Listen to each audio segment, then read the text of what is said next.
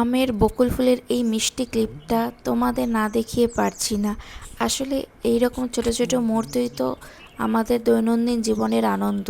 Hello everyone, আমি অর্পিতা। আমার নতুন একটি ব্লগে সবাইকে স্বাগত। সকালে ব্রেকফাস্টে ছিল আলুর পরোটা আর তার সাথে ছিল রায়তা। জাস্ট ফাটাফাটি লাগছিল খেতে। আসলে ব্রেকফাস্টে আলুর পরোটা অনেকদিন ধরেই ভাবছিলাম বানাবো, তো আজকে বানিয়ে ফেললাম। আমি রাতে আলুটা সেদ্ধ করে রেখে দিয়েছিলাম। আর হ্যাঁ, এখানে আজকে মিশো থেকে টাওয়েল এসেছে, তো ভাবলাম তোমাদের সাথে আমি শেয়ার করি। আসলে আমার ছেলেটা নতুন বাড়িতে আসার পর থেকেই বলছে ওকে একটা টাওয়েল কিনে দিতে। তো যদিও বা ওর একটা টাওয়েল আছে, তখন আমি মিশোতে সার্চ করে এই টাওয়েলটা দেখলাম। তো এটা কম্বোতে ছিল দুটোর, তো তখন আমি অর্ডার দিয়ে দিয়েছিলাম।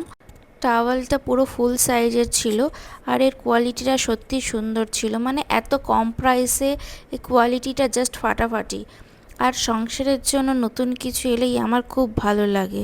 আর এখানে টাওয়ালটা যেমন সফট তেমনই খুব তাড়াতাড়ি জল অ্যাবজর্ব করে নেয়। এটা আমার মেন ভালো লেগেছে এই টাওয়ালটার। তো মিশোতে দেখলাম এই রিভিউটা খুব ভালো আছে, তাই জন্য এই টাওয়ালগুলো নিয়ে নিলাম।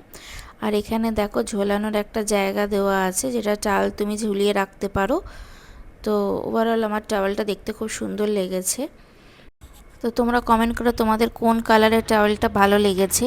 তারপর বিকালের দিকে মেয়েটা অনেক কান্নাকাটি করছিল, তাই ভাবলাম ঝটপট একটা কেক অর্ডার করে ওকে নিয়ে বারান্দায় বসে একটু সময় কাটাই।